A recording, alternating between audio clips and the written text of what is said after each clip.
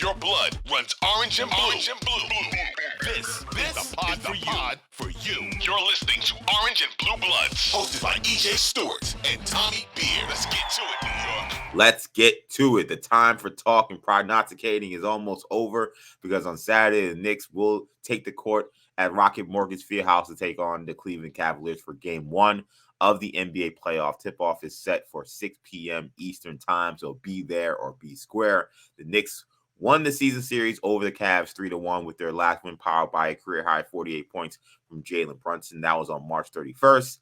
That was also the team's first game without Julius Randle this season. He has been sidelined with a sprained ankle and has yet to be cleared for full contact in practice. He has done partial things in practice. He's done some shooting. He's done some full-speed sprinting, but no contact as of yet. As we record this podcast Friday morning, I guess maybe we'll get more word, but it sounds like the Knicks will probably play this right up until near tip-off in terms of whether or not Julius Randle will play in Game 1. Meanwhile, the Cavs returned to the playoffs for the first time since LeBron James left the franchise in 2018 when they lost to the Golden State Warriors for a second time. But the reserve, Cedi Osman, is the only player left on that 2018 roster. So last time they were in the playoffs, they were in the finals, but only Osman is the guy who's still on that roster. So an entirely different team, an entirely different makeup, an entirely different coaching staff leading the Cavs this season. So let's talk about the importance of Game 1s because we're starting this discussion in this podcast talking about Game 1. Game 1s have always been super important in the NBA.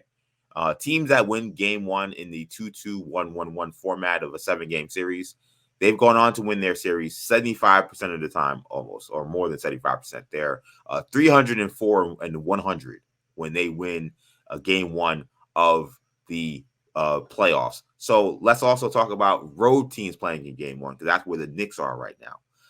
Very crucial the Knicks win this game because teams that win Game 1 on the road go on to win their series is about 48% of the time.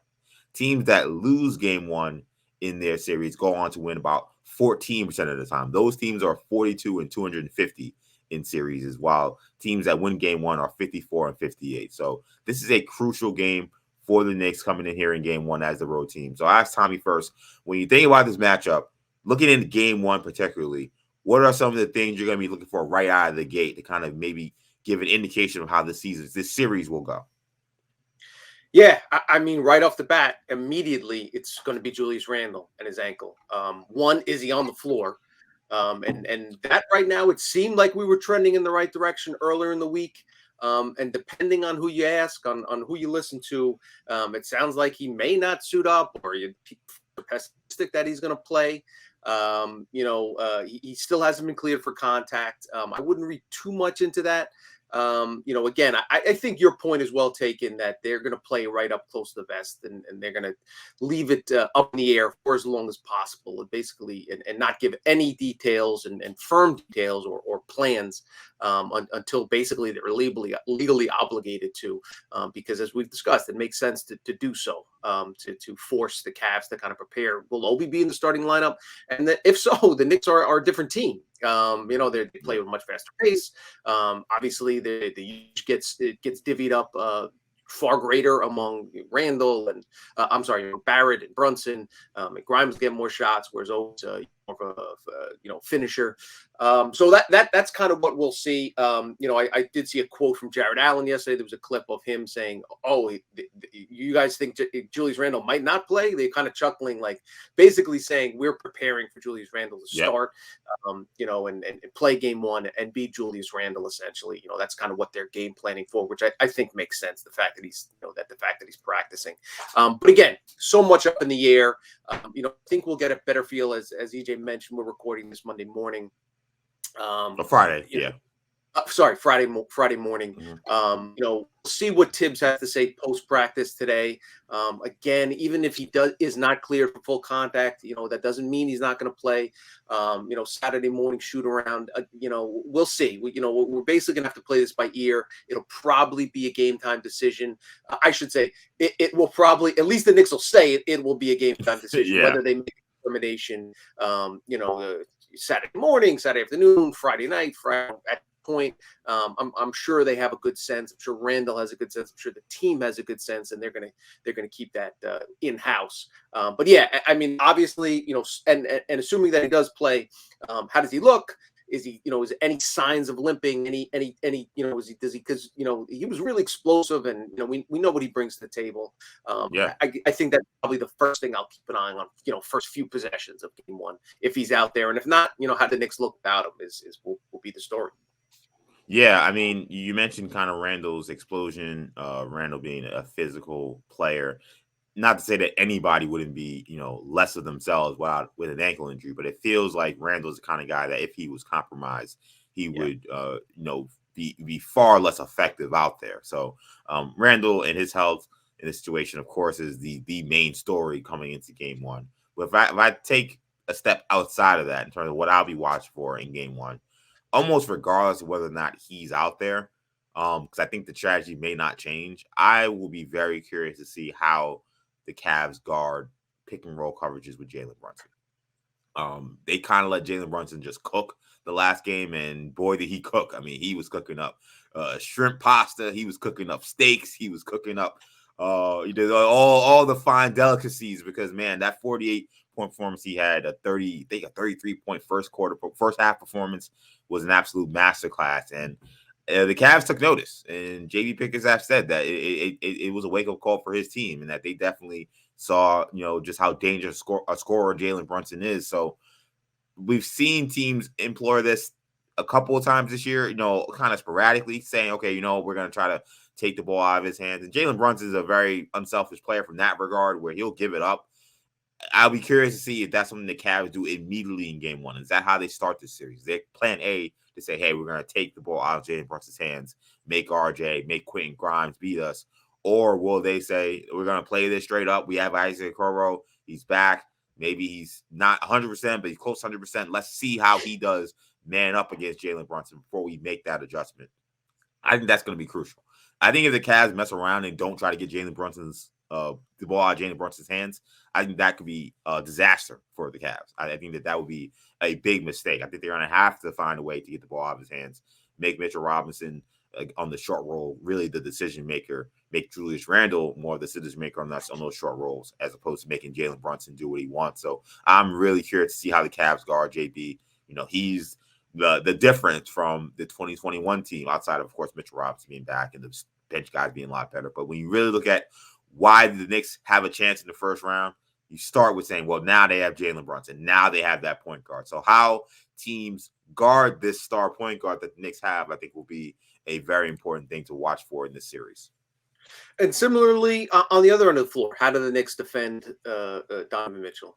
He's capable of 35, 40, 45 points in a big playoff game. As a dude that's averaged 35 plus points for a series and shot and slash 50, 40, 90.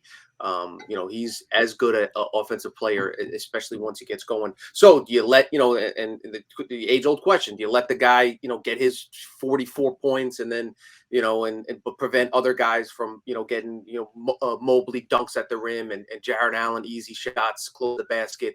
Do you drop off, to prevent those easy buckets off pick and rolls? That kind of action, because the Cavs are going to look to put Knicks, really stress the Knicks defense. Just in relation to the Brunson point, the only really injury question from the Cavs side of things is Isaac Okoro. He injured his knee, I believe it was March 26th, was the game, the 28th rather. It was the game prior to Brunson's 48-point explosion in Cleveland. And Okoro is the guy that's basically tasked with covering the opposing team's top perimeter scorer, top perimeter player. Yep. We saw it earlier in the season. The January meeting between the two teams did a really good job holding Brunson at 5 of 13 shooting. And obviously he wasn't there, for the 48-point game. So assuming he plays, and again, we'll probably get the injury reports, the first injury report. The teams will most likely release it this evening, Friday evening. My assumption is Randall will be listed as questionable. If Randall's listed as doubtful, then there's obviously major cause for concern there, which basically 75% chance he's not going to play. And teams can't really mess around too much on that with all the gambling implications and all that other stuff. The list is Right. pretty, in other words, they're not going to list him as doubtful, and if he's actually probable, that type of thing. If he's listed as probable, that's obviously great news for the Knicks. That means he's going to play.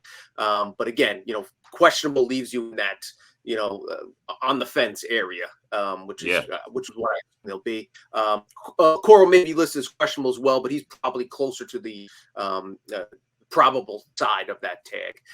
So we'll see. We'll see. Obviously, everyone will keep an eye out for the injury report, which should drop sometime this evening.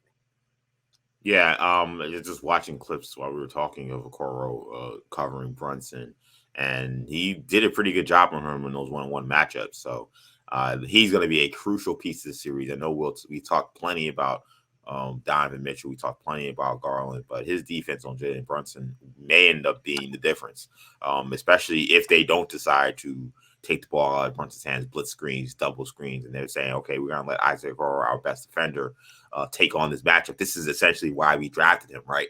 Like, we didn't draft Obi Toppin. We drafted this kid because he was a Swiss Army knife defensively. He can get after it, guard multiple positions. So maybe they say, hey, let's go, kid. This is the opportunity. This is what we've been asking for. Or maybe they say, hey, you're going to play tough on-ball defense, but we're going to give you a lot of help. And that would open things up for other guys. And that's where the R.J. Barretts, the Emmanuel Quickleys, of course, Randall, Josh Harts, and Quentin Grimes have to make plays. When you look at – one thing I will say, too – yeah, go ahead. Sure. One other thing on Okoro, just before we move on, you kind of think of him as, a defense only guy, those players, those Bruce Bowen type guys, obviously not on the defensive level of that, but, a guy you basically can ignore completely on offense. And yes, the Knicks are going to dare to shoot. Isaac Okoro beats you, then he beats you, so be it. But looking at the numbers, he actually shot a lot better than I would have thought. Over the final 44 games he appeared in, so basically dating back to Christmas, he shot 54% from the floor, and most importantly, 43.4% from deep. So this is not a guy that's going to be scared to death to take a corner three if he's wide open. He's going to, the Knicks will live with him taking and making them. But again, it's not, don't be shocked if Okoro knocks down 3 big threes at some point, in game one. And it's, again, those are the type of guys, and the role players tend to play better at home, all that type of stuff. Going into a playoff series, it's, and a game that I think most folks will assume will be tight, throughout the contest. Those could be some big shots that Okoro takes, and we'll see if he makes them. Yeah, he's going to have opportunities. I think for the Knicks, they can't overreact to shot making from some of these other guys. We know Cass LeVert is going to make some shots. Okoro is going to get some wide open threes. It's just, you have to give up something. When you come to playoff basketball, particularly, you have to decide, what are you willing to live with? What are you willing to give up? You can't take everything away. So Isaac Okoro is going to get some threes, and he's going to make some. And you're going to have to live with that, because you can't have Donovan Mitchell going for 50. You can't have Garland going for 40. So you're going to have to live with those. You're going to have to live with Cass LeVert getting some buckets. You're going to have to live with a couple of things. But what you can't live with is giving up everything. It's saying, okay, those guys are getting off, but also Donovan Mitchell's getting his, Garland's getting his, Allen's rolling to the basket. They got to be able to take certain things away. So when it comes to Garland pick and roll, do you take away the roll man and be comfortable with Garland taking a lot of in between, maybe kind of contested twos? That's something that we talked about with Jackson Gillette yesterday, and Jackson was awesome from Fear the Sword. Like, these are the kind of things the Knicks are going to have to discuss. That's kind of what I was going to come to in this next discussion. Was, to me, I am very curious what they do also defensively, as you mentioned. I feel like I could only take what I saw in the last playoff series with Tom Thibodeau as a head coach. But from what I saw, Thibodeau seems like the kind of guy that the Knicks are going to do what they do, and there really won't be much of an adjustment until it's like dire, necessary, last resort kind of things. Like, we watched that series against the Hawks, and, they didn't hunt Trae Young until like game 4 or game 5. They didn't really take the ball out of his hands until game 4. Like, they went into a series with a certain strategy, and when it was clear and obvious it wasn't working, there was a switch. But to me, it almost felt like it was too late. It was too difficult to adjust at that point in time. The series was already over. I'll be very curious to see what the. They didn't catch up for Payton until halfway through the series, Yeah, exactly. Like, there were these moves that were very clear that probably should have been made from the beginning that didn't happen. So I think the Knicks will come in saying, hey, they don't typically double guys really. Like that's not really what they do. So I think they're gonna let Quentin Grimes go out there and guard Donovan Mitchell. And it worries me a little bit, not because Grimes isn't capable, not that he's not a great defender, but like Donovan Mitchell is Donovan Mitchell. This guy is gonna be probably a first team all NBA player. So I'm wondering if Mitchell has a big game one and the Knicks lose. I'm really hoping that there's a quick adjustment on how they cover that. Now if Grimes does the job and their defense is solid and they play their principles well, then I'm not saying if it ain't broke, don't fix it. I'll just be very curious to see, is there any change to how they normally guard a player like Donovan Mitchell, and if it doesn't work, how quick will that be adjusted? I will say this: in that 48-point Brunson game, the Knicks win March 31st. Let's not forget Mitchell was the guy that looked like he was going to, erupt for. Yeah, I thought he was going to get 50. Yeah, he hit his first 8 shots, was 9 of 10 in the first quarter, had 23 points. So it looked like he was going to cruise, and then Hart came in. Grimes actually did a good job, a decent job defensively. It wasn't like he got lost in back oh yeah, he was doors hitting tough shots. Yeah. Do tough contested threes, and that's what Donovan Mitchell does. I mean, there are not many more talented shot makers on the planet. But then Hart came in, did a good job against him, and something else we'll talk about in the next segment. But a key part of that game was Hart throwing an offensive foul on Donovan Mitchell. About 4 minutes left in the second quarter, Mitchell went to the bench. Knicks made a run to close the half. The Knicks will be focused on trying to get those guards in foul trouble. And something we'll talk about consistently throughout the series is depth is a big Knicks advantage. So if you can tire that core 4 out or get them in foul trouble. And one other thing regarding the kind of Mitchell defensive tactics, etc. I'll be very interested to see if Deuce McBride gets some run. Does Tibbs throw him in for 3 minutes in the start of the second quarter, for 4 minute stretch in the the end of the third, just to kind of muck up the game a little bit? McBride is as good at the perimeter defender as the Knicks have. Does he throw him on Garland and press him 94 feet to kind of take some starch, take some air out of his tires? Those are the kind of things. We'll see. I don't know if it'll happen in game one, depending on how, if Grimes is knocking down his shots, IQ, Brunson, etc. But that's something that, kind of Tibbs might keep in his back pocket based on the feel of the game. If he needs some aggression, if he needs some energy, if he needs a spark, I could see him going to McBride and leaning on McBride's defense. And then, then of course the opposite is the Cavs are going to ignore McBride on the defensive end and let him shoot threes. Does he knock down a jumper or two? Those are the key things that tend to decide playoff games. So it'll be fascinating to watch.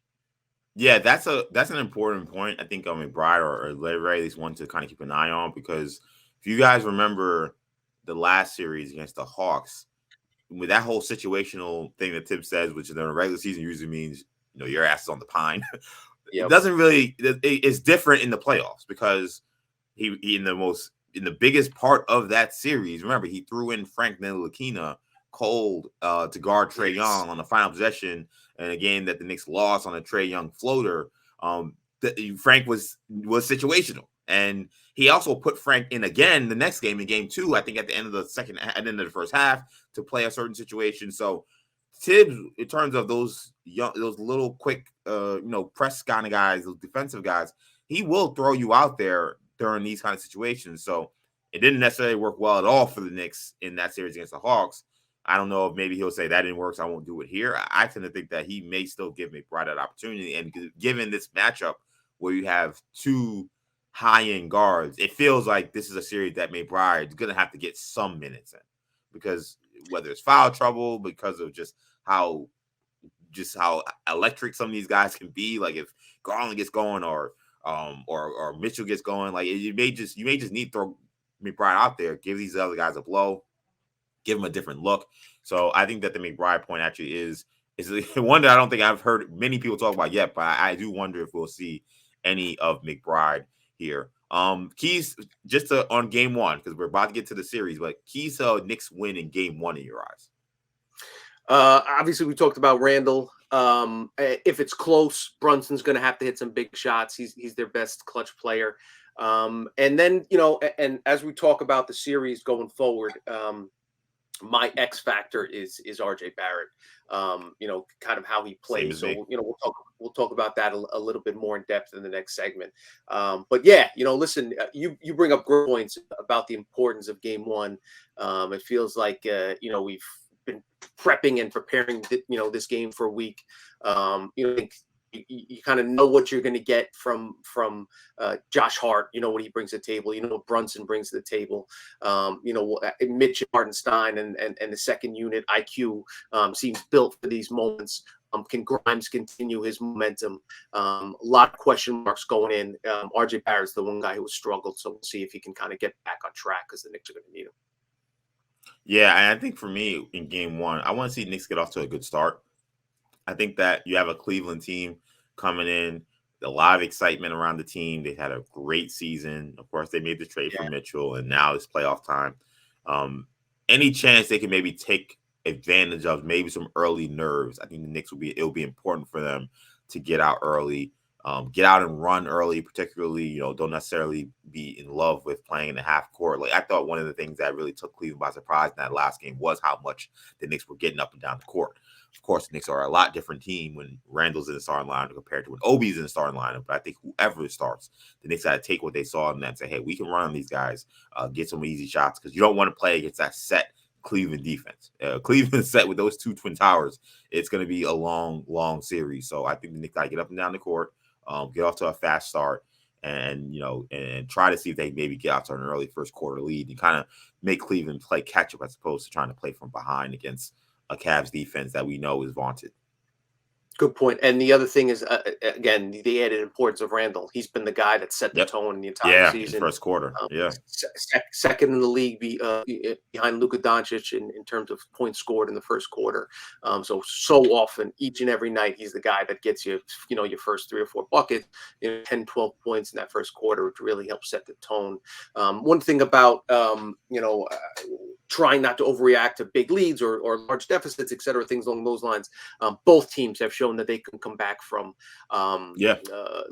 double-digit deficits. Cleveland actually 17 wins this season when trailing by at least 10 points was one stat I was picked up in the preparation. So yeah, I expect teams will go out on runs that the other team will counter, and it's just the nature of playoff basketball. But again, to your point, you don't want to fall behind. You don't want to because then you're going to fall into especially if you're the Knicks, you don't fall behind early and have to play catch up and expend all that energy to get back in the game and most concerningly have the tempo pushed up a pace and need to get buckets because you want to stay within tagging distance of this Cleveland team because again and as we'll talk about in the next segment, they are a tremendous defensive team. You don't want to fall behind. Yeah, and I think also that's a crowd that may not be an angry, scary crowd, but it is a loud, effective crowd. It is not an easy place to play. Cleveland also had one of the best home records in the NBA. That arena is, in the LeBron era, has always been a great home court advantage. So take the crowd out of it early by getting off to a good start in the first quarter. So thanks for watching. If you enjoyed this video, please don't forget to give it a thumbs up and subscribe to our channel for more content like this. If you want to see more of our videos, be sure to check out our playlist and let us know what you think in the comments below. Also, don't forget to follow us on social media to stay up to date on our latest podcast ventures. Links will be in the descriptions. And as always, thanks for watching, and we will see you in our next video.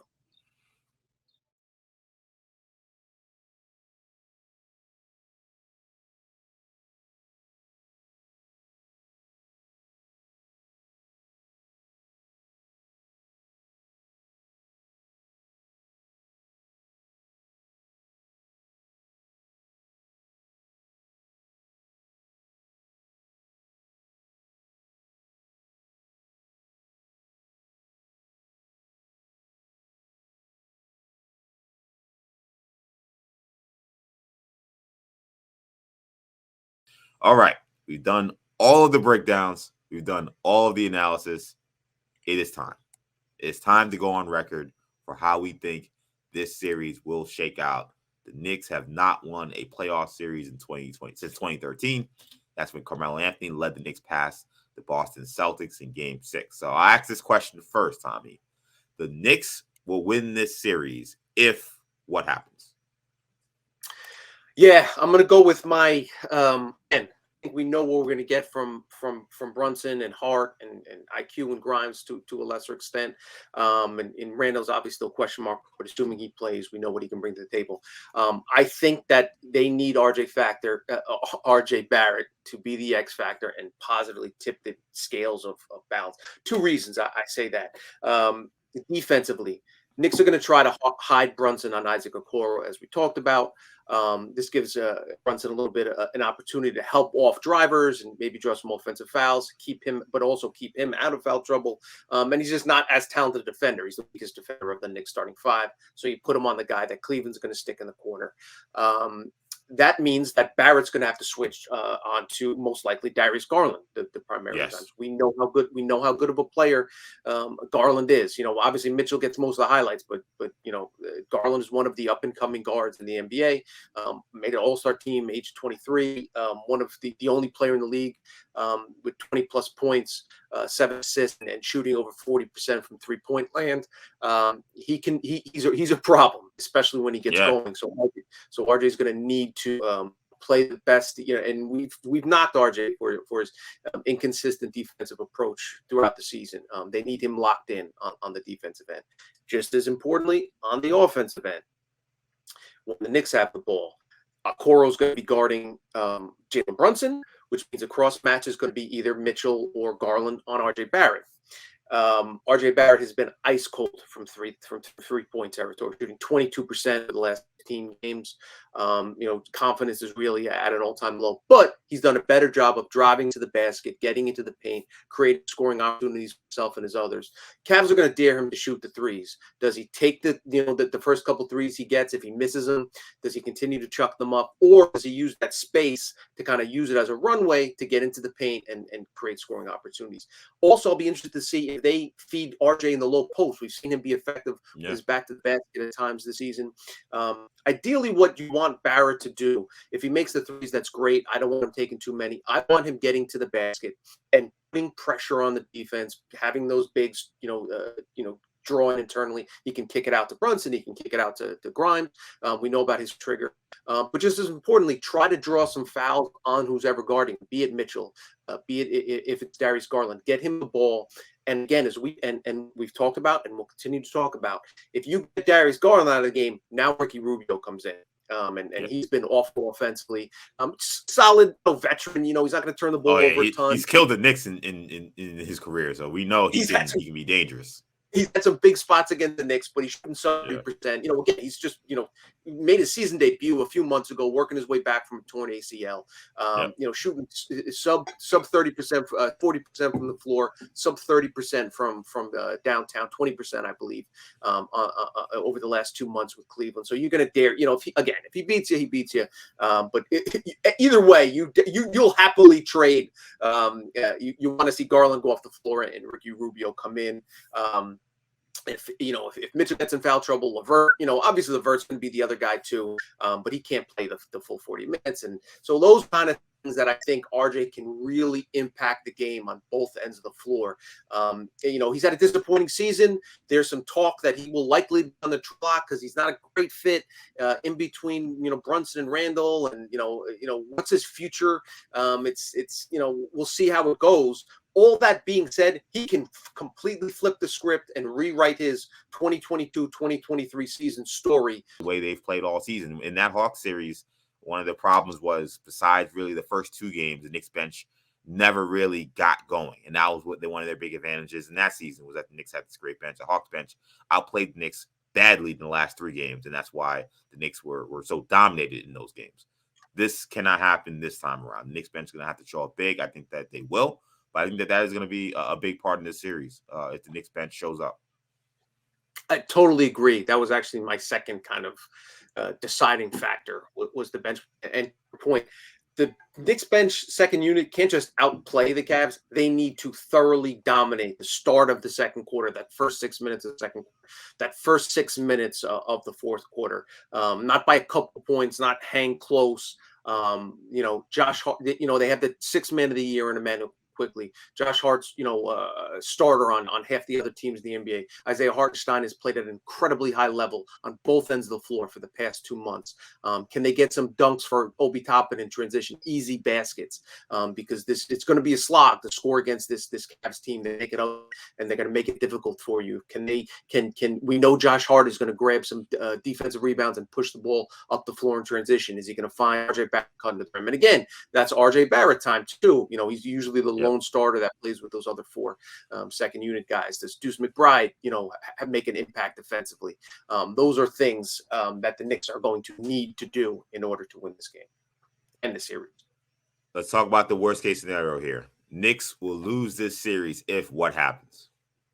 If they play to the way the Cavs want to play. Cavs hold when Cavs hold opponents under 100 points this season, they're 23-1.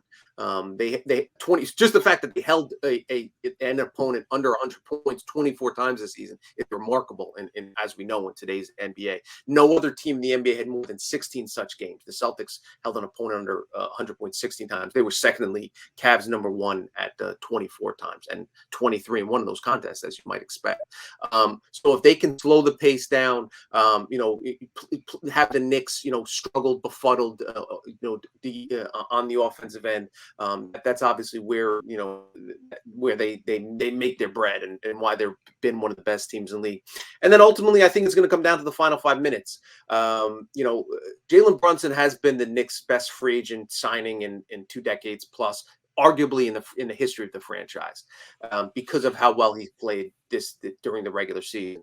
If he wants to elevate his status even higher and have a statue built of this man, he needs to continue that in the postseason, because we've seen all the great players of the Knicks past.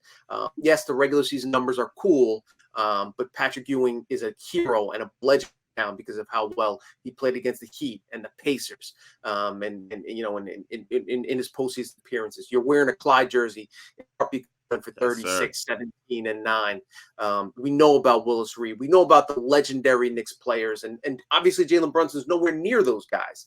But if he wants to kind of elevate his status to that higher level, and because that's kind of what's going to be the separating factor. Obviously, he has an opportunity to do so, and he's going to have an opportunity to do so with the game on the line. We know Randall struggles in the final 5 minutes. Historically through his career, he did not play well in the postseason. We don't. IQ hopefully will knock down some shots. Grimes been hit or miss. What Josh Hart is going to be. There's going to be possessions when it's a 1-possession game, 2-possession game, one way or the other, where the Knicks need a bucket, and they're going to ask Jalen Brunson to do it. He's done it so far this season, one of the best clutch players in the league. But now, the things get ratcheted up. We've seen him do it in the postseason, 11 months ago, 12 months ago, last April, when he sent Donovan Mitchell and the Jazz home almost by himself over those first 3 games. See if he can do it again. But if he doesn't, then the Knicks are going to have a very difficult time scoring in those final few minutes. The game's probably going to go down to crunch time. I think we can feel confident that Mitchell is going to make quite a few clutch baskets of his own. Garland, Mobley, they're going to find a way to get buckets. Can Brunson answer? If he doesn't, Knicks will probably be on the short end of the stick. I'll say the Knicks will lose, and I will take something from one of my cousins who knows so much about basketball, my cousin James. He always said, talking about the Jordan era, that one of the things that was guaranteed during that Jordan era and why the Bulls won so much was that Jordan was always going to outplay your star, whether it was Patrick Ewing, whether it was Reggie Miller, whether it was whoever it was in that Eastern Conference or in the finals, whether it's Barkley, whether it's Sean Kemp, whether it's Magic Johnson. Jordan always outplayed your star. Clyde Drexler, yes, maybe the most evident example. Jordan always outplayed your star, and he always outplayed them when it mattered most in the clutch.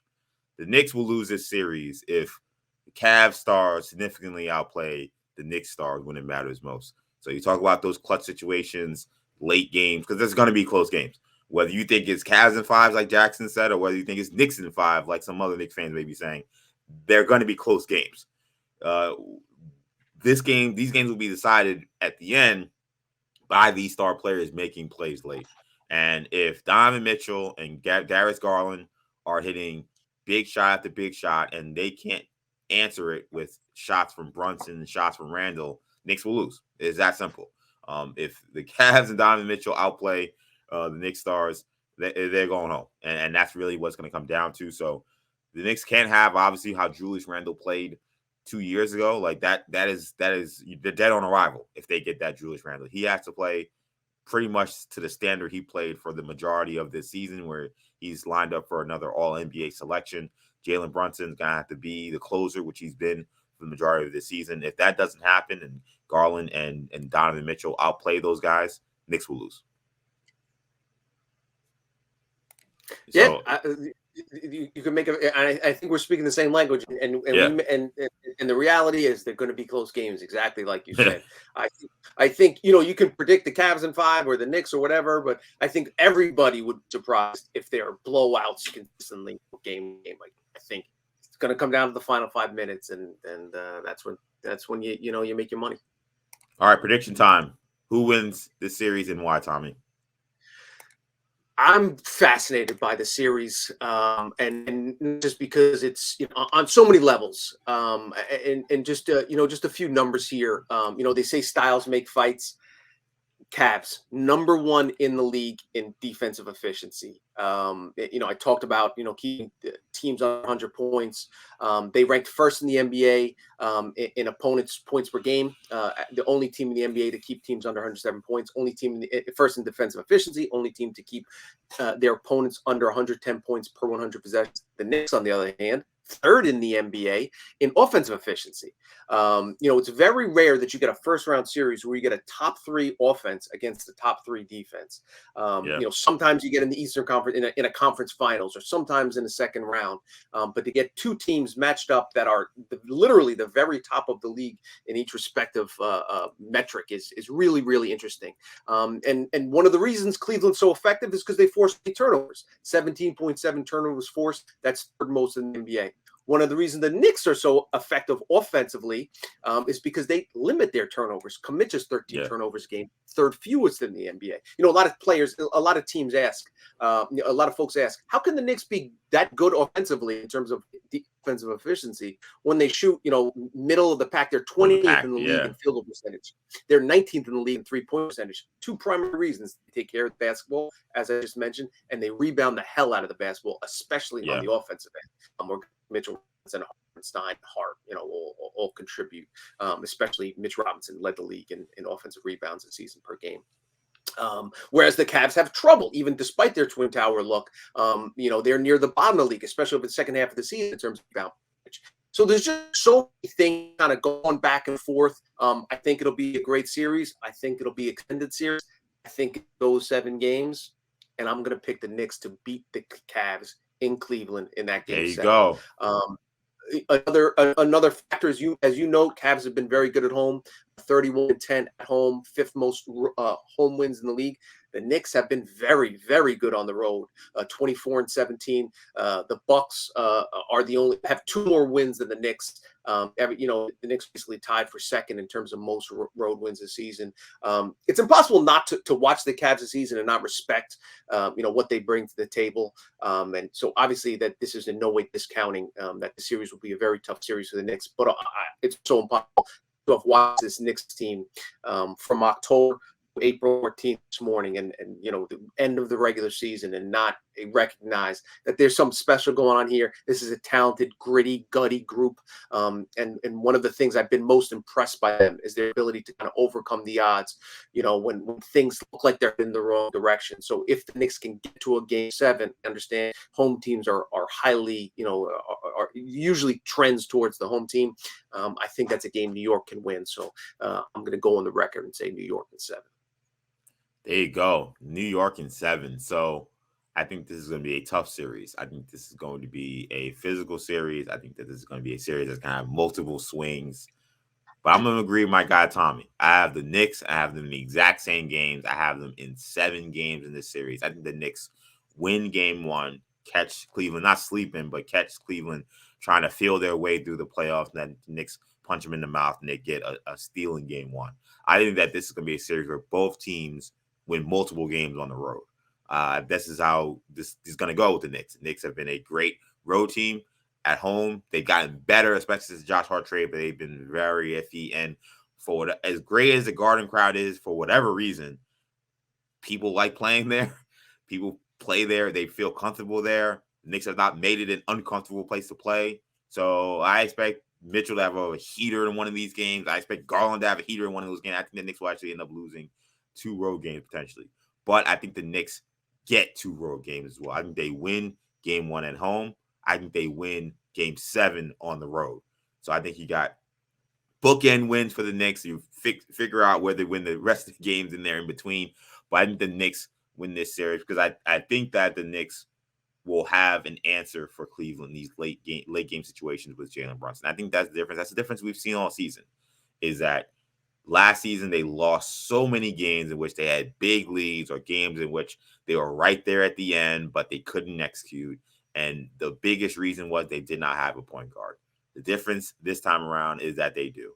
When they played against the Hawks in that series earlier 2 years ago, they did not have a point guard. And when they needed to close the game in game 1, they could not do it. Hawks had a closer. Hawks had a star point guard. They took game 1, and they kind of took the series by winning that game. Sometimes in a series, you win more than one game with a certain win. I felt like the Hawks won more than one game when they beat the Knicks in game 1.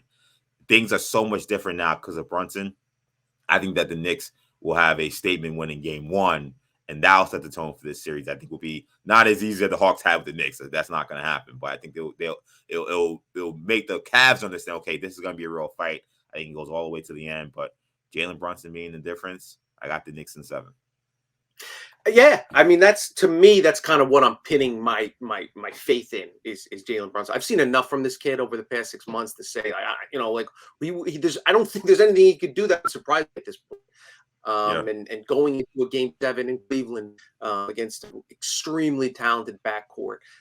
You need all those other things to get there, to get to a one possession game in the fourth quarter of a game 7. You need all those other things. You need Grimes to play really well, knock down shots, defend Mitchell, at least limit him to a certain extent. IQ, you need to do what he does. Josh Hart's going to do what he does. Hopefully Randall, you get a healthier version of Randall, relative healthy version of Randall. That's close to the 25-5 that we've seen all season. But you need all those things to get you there, and then you need something else to push you over the hump, and that's Jalen Brunson. The way he's played, the ability to come through in the clutch. He can do things. He can get buckets against great defenses because he doesn't need a lot of action. He doesn't need 3 pin down screens to get an open shot. He can take his man, isolate him, go left, right, get into the lane, fade away, draw foul, get to the free throw line. We know he has the stones to make big shots. And if you're a Knicks fan, that's what you're hoping for. It's just at least being in a position where you can let your most important player take you home. Jalen Brunson may not be the most accomplished player in this series, but he's the most accomplished postseason player in this series. So that's what I'm leaning on. Donovan Mitchell is a great player, but he's never been to the Western Conference Finals. He hasn't had the kind of series. He's had good series, he's had big series, but he hasn't had the kind of series where they've won like Jalen Brunson had last season. So when I'm thinking about how you win the postseason, you need postseason players. I think Jalen Brunson's a postseason guy. Knicks in 7. And as one great man once said, what's so good about Cleveland? We'll see. We'll see what is so good about Cleveland. I think Jalen Brunson's going to have an answer for them. It's going to be a really fun series. So before we get out of here, I really have enjoyed the conversations this week. But to be honest, I'm ready for playoff basketball. Like, there's so much talking, so much prognosticating, so much previews. It's like, oh my God, can we get these teams playing already? And we're almost there. We're right at the precipice. So we record this podcast Friday morning. So the playoff field is mostly set. I still don't like how this playing tournament is kind of delayed, just knowing exactly who the actual playoff teams will be in terms of the full 16. But we still don't know who the Bucks will play. We still don't know who the Nuggets play. We have Friday games. You got the T-Wolves hosting the Thunder. You got the Heat hosting the who they play, the Bulls. So you got those games, and we'll see what happens with those teams. But we know the rest of the matchup. So I want to give a quick kind of premiere of just like what we're expecting in the postseason in the first round. So first time I ask you quickly, favorite or most anticipated first round matchup outside of Knicks and Cavs? I'm going to go with a couple series out west, but in particular, the Grizzlies Lakers. We talked a little bit about it on Thursday's pod. I just think it's fascinating on so many respects. You got the John Morant angle coming off of a controversial season, let's say. They're dealing with some injuries down low. And you have the greatest player of all time, 1A or 1B, however you want to. You got LeBron, a healthy Anthony Davis. Just kind of, that's been a storyline when they make the postseason. And then Bron hurts his knee. They make the trade, and it just thing. I've always, I've always been a big admirer of LeBron and basically what he's done throughout his career. So I'd love to see him make some noise at age 38 and see what he can do and put a little pressure on the Grizzlies. So I would say that's, I think Kings Warriors is going to be awesome. And there's a lot of good stuff there. But if I had to pick one, the one series I'm looking forward to most, probably Lakers. It's funny you mentioned, the Kings Warriors series. I think is really fascinating, and people are running to the Warriors. I really feel like the Kings may take that series. But for me, when I think about most anticipated matchup, first round, I got to go with the series you didn't mention that we know is happening. We don't know who the Nuggets is playing, but I think it's the Clippers and Suns. In some ways, I'm a big wrestling fan, and whether you're watching wrestling now or you watch wrestling back in the old, territory days of the 70s and 80s, the AWA and all that stuff, NWA and all that stuff, you have your loser leaves town matches. This almost feels like a loser leaves town NBA playoff series, if that makes sense. Like, it feels like these are two teams that have been stuck in the middle of nowhere in terms of saying they're title contenders, but haven't really been able to actually win a championship. Suns got there a couple years ago, then took a major step back last season. They make the trade for Kevin Durant. The Clippers, they've been saying they're title contender for, it seems like, since they got PG and Kawhi and no Western Conference final appearances. And it feels like there's a ton of pressure on both of these teams to get to an NBA Finals, even though they're a 4 and 5 seed and they're playing in the first round. So it feels like the loser of this series faces major changes next season, whether it's coaches being fired, whether it's multiple players being traded. Like, the loser of this team will look nothing like how they look coming into the series. So that's why this series is really fascinating to me, because I think it's a loser leaves town kind of series.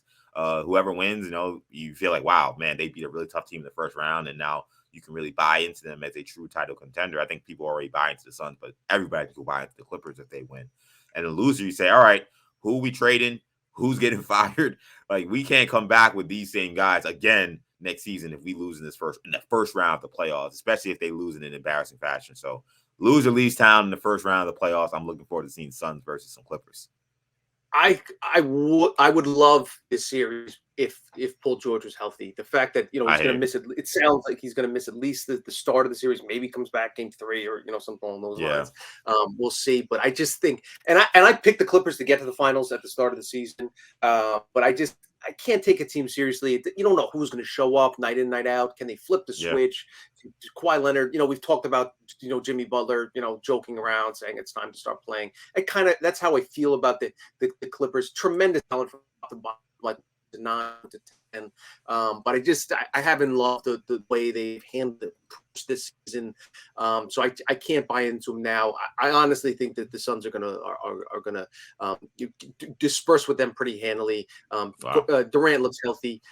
So I'd like to see CP3 make a little run here and get back to, hopefully, we'll see if he wins a title this season.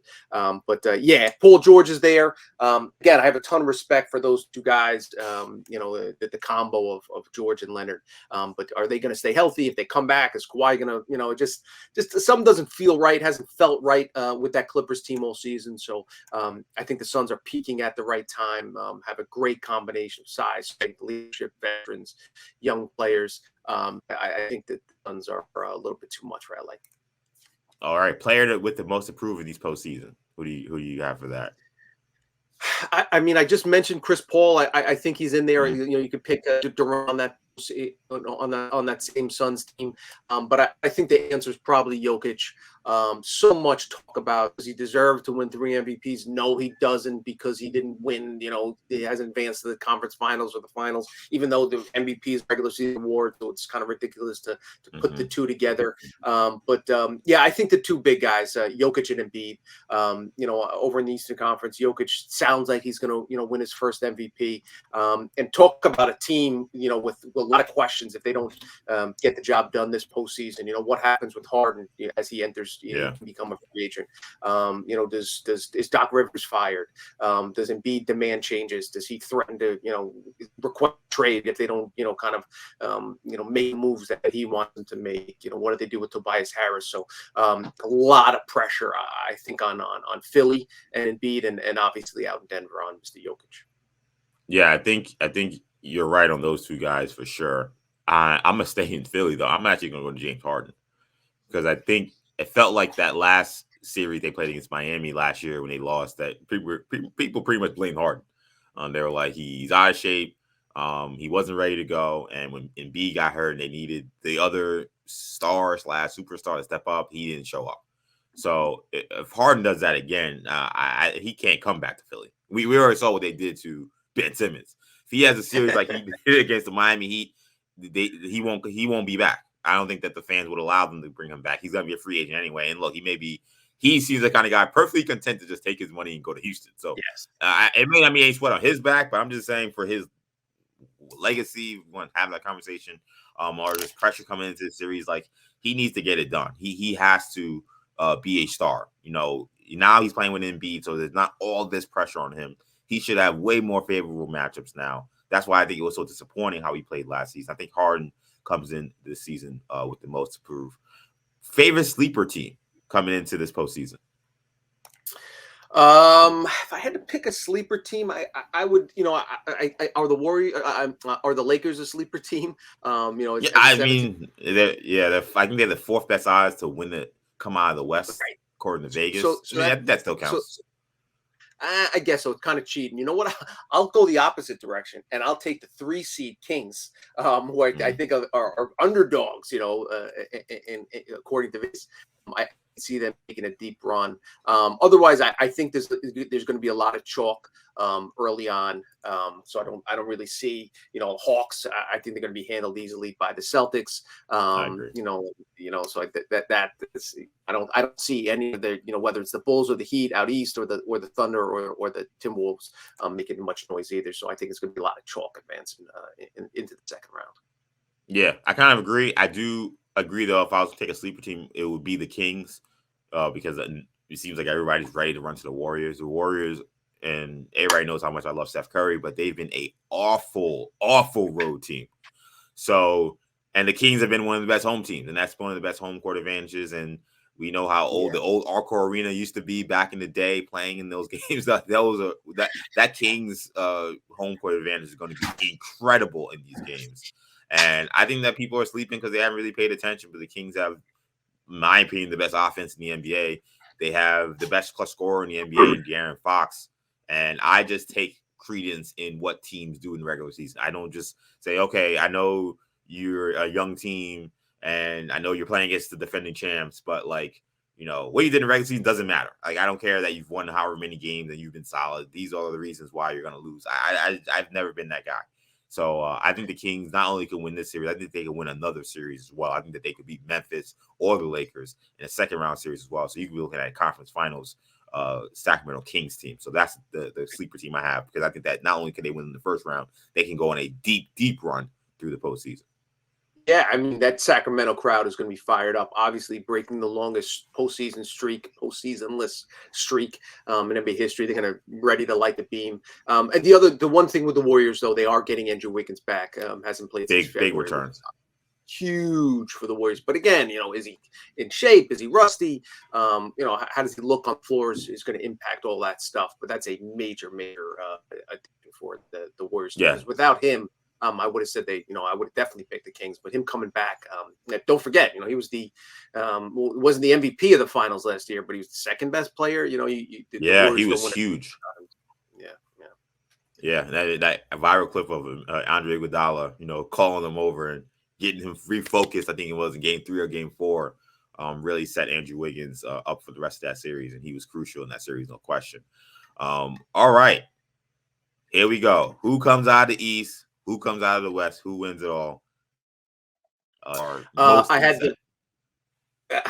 the Bucks winning the title prior to the season. I'm going to stick with Milwaukee winning the championship. Obviously, the concern with Middleton is significant. They need a healthy Chris Middleton.